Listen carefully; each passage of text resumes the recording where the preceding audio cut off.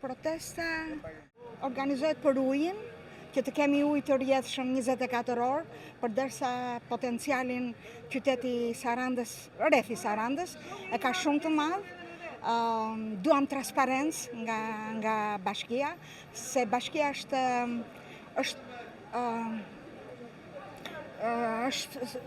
si quhet, sponsori. Jo, është aksionarja e dytë më e madhe, e para 51% ka qeveria dhe 34,62% ka bashkia. Prandaj erdhëm këtu që të duam transparencë se pse faturohet më pak se gjysma e ujit. Kuptohet që ka humbje teknike gjatë rrugës, që nga burimi deri te konsumatori, por duam të dim pse faturohet vetëm gjysma.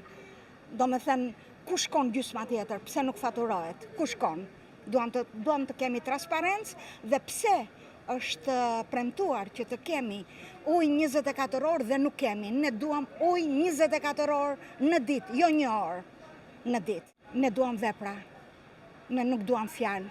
Ne duam vepra, duam afat, kur do realizohet kjo, uji 24 orë. Nuk duam fjalë boshe, ne duam vepra. Puna matet me rezultate. Okay? Unë kisha 30 vjet në Amerikë, u ktheva përsëri, i lash me bidona gjiton të mi, i gjej përsëri me bidona uji. Prandaj, neve këtu duam transparencë dhe duam konkluzion, do më thënë si të thuash afat, përfundimtar kur do vendoset, kur do bëhet realitet uji 24 orë në Sarandë.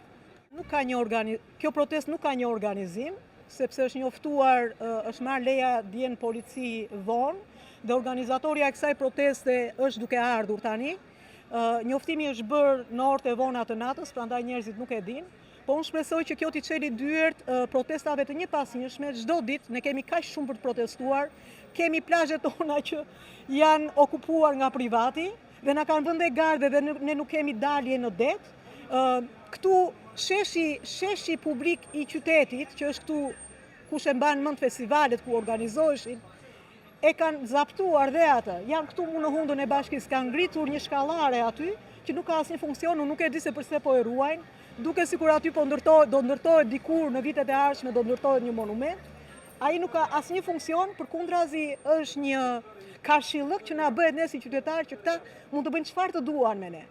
Mund na zën ajrin, mund na zën ujin, mund na zën sheshet tona publike, nuk kemi vende për fëmijët se ku të luajnë, nuk kemi trotuare ku të kalojmë. Tani edhe me trotuarin që është ndërtuar, nuk ka vend për të kaluar makinat. Kështu që këtë qytet e ka marrë lumbi. Nëse ne nuk ngrihemi, të ngrihemi dy duar për një kokë dhe secili nga ne ta ndjejë që nesër do të jetë shumë vonë, nesër është shumë vonë praktikisht. Sot është shumë vonë. Të kemi mundësi të ruajmë çfarë mund të ruajmë nga ky qytet. Unë ju bëj thirrje të gjithë brezave që janë këtu në Sarandë tani dhe kudo që janë, të ngrihen. Në këtë moment neve kemi problemin e ujit, por ajo që është simbol është gjimnazi. Ju ftoj të gjithëve të ngrini zërin për mbrojtjen e gjimnazit. Nuk duhet të qaset askush në rrethin e gjimnazit. Unë di që është një 4 katësh aty dhe kanë gjetur pikërisht gjimnazin. Sikur nuk ka ambiente të tjera Saranda për të ndërtuar, nëse ata duan të ndërtojnë një parkim, le të gjejnë objekte të tjera, le të gjejnë ambiente të tjera.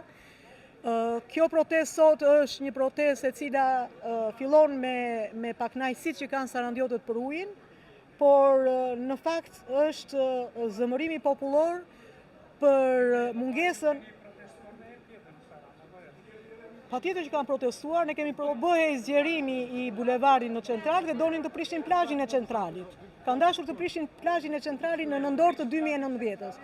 Jo, plazhi i Centralit kishte plan që të prishej sipas këshilltarit të bashkisë në atë kohë, zoti Thomanika. 2019 në nëntor, këshilltari i bashkisë na tha që plazhi i Centralit po prishet dhe njerëzit do shkojnë, do marrin autobusat dhe do shkojnë. Atëherë ne protestuam dhe ishim në gjendje që ta ruanin plazhin e Centralit. Planet e qeverisë për plazhin e Centralit, më fal, po s'është informacioni si do ti, sepse ti je me patronazhist, më fal, i bëni smet, ti i bëni smet lekut që të paguan. Unë nuk i bëj smet lekut, unë i bëj smet qytetit tim. Unë dua të jetoj në vendin tim dhe nuk ka burr nëne që të më heqë mua të më nxjerrë nga vendi im. Ti vazhdo paguaj ju nga këta që të paguajnë. Rasti i Centralit është një dëshmi e pastër që nëse ne bëhemi bashkë dhe protestojmë, këta trëmben. Po ky është problemi, që këta na kanë përçar. këta e kanë vënë litarin rreth fytit çdo familje e këtu, sepse nëse ti del dhe proteston, edhe nëse ti s'punon për shtetin, janë familjarët e tu që punojnë për shtetin, dhe ata i heqin bukën e gojës. Kështu që me këtë e ka kapur kjo qeveri, kjo bashki, me këtë e ka kapur popullin, me bukën e gojës. Por haram e paçim ne si sarandiot të lejojmë në sy tanë të na vidhet ky qytet, na heqin edhe nga plazhet. Shkoni shikoni plazhin e Centralit, vërtet është ruajtur, po çfarë po ndodh atij? Po zbrazen ujërat e zeza. Dhe në 2019, ku firma kompania Fusha kishte marrë përsipër riparimin dhe zgjerimin e bulevardit, kishte marrë përsipër dhe ndryshimin e infrastrukturës të tubacioneve të ujërave të zeza. Çfarë ndodhi? Shtruan ato pllakat e betonit, të cilat për fat në saj të rezistencës tonë nuk mundën t'i zgjeronin deri tek plazhi i Centralit, e mbajtën deri ke bulevardi, dhe ndërkaq tubacionet e ujërave të zeza i mbajtën ashtu siç ishin. Dhe sot turistët që të vinë dhe të lahen në ujërat e zeza. Unë isha dje në mëngjes, shkova të lahesha në plazhin tim, ishte e pamundur. Ishte e pamundur të lahesha atje sepse ishin fekalet në sipërfaqe. Kjo është historia. Këta synojnë të na shuajnë identitetin. Këta i kanë marrë të gjitha objektet që janë simbol të qytetit dhe i kanë shkatruar. Unë e marr shkakun nga kjo godina këtu 15 katshe që është ndërtuar në rënojat e Muzeut Arkeologjik. Aty poshtë atyre themeleve janë rënojat e një antikiteti i cili duhej mbajtur, sepse tregon se kush ne jemi në për mira vite.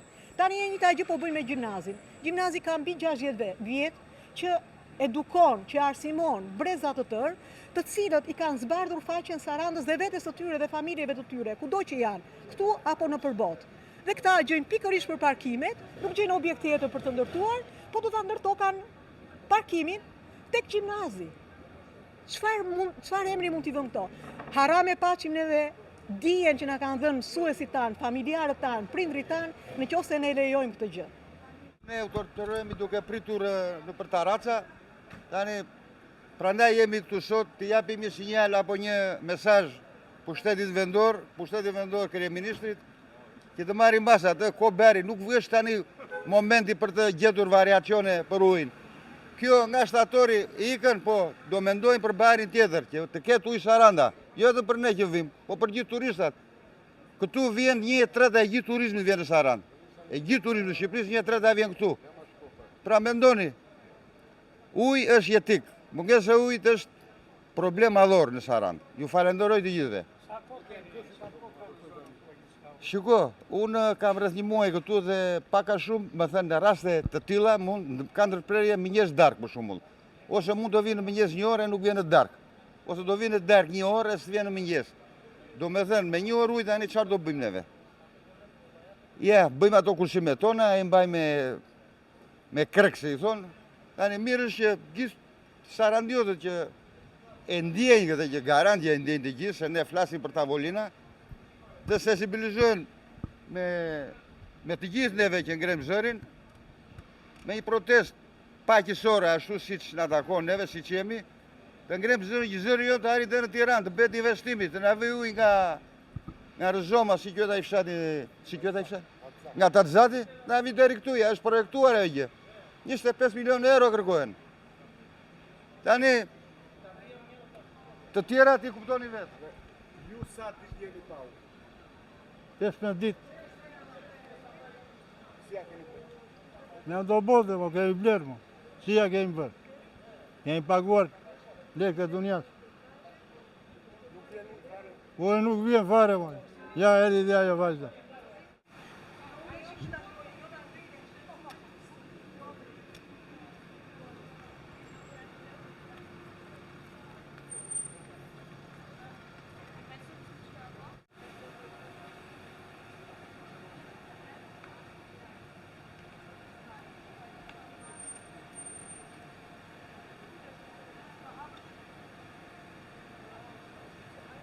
Nga gjimnazi, larguar nga putrit. Ja ti arqisës. Po hapem që s'kemi si